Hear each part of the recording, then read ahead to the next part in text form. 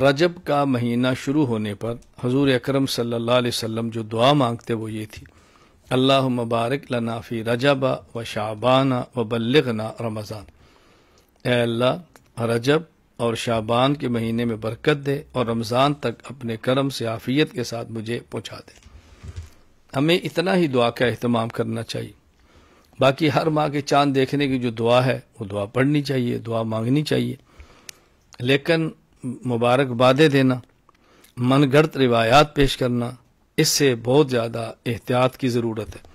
اب لوگ کبھی رجب کی مبارک دے رہے ہیں، کبھی شعبان کی مبارک دے رہے ہیں، کبھی جمعے کی مبارک دے رہے ہیں، یہ عادات بنتی جا رہی ہیں۔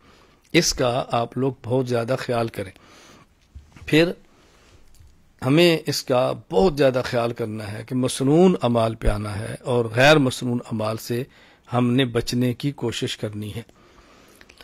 ابھی 2-3 دن قبل ایک خاتون مجھ سے بیعت ہیں، انہوں نے میرے پاس ایک بیان کسی کا بھیجا آڈیو، اور سے یہ کہا کہ اس کے بارے میں آپ کیا کہتے ہیں۔ میں نے کہا یہ تو غیر مقلد ہے جس کا آپ نے مجھے بھیجا۔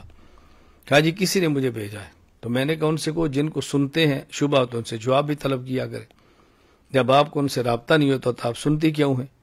ہمارے بیانات موجود ہیں، ہر موسم کے موجود ہیں، ہر حوالے سے ہدایات موجود ہیں، پھر بھی پتہ نہیں لوگوں کو کیوں چسکا ہے اس کو بھی سننا ہے اس کو بھی سننا ہے، پھر بعد میں پریشان بھی ہونا ہے۔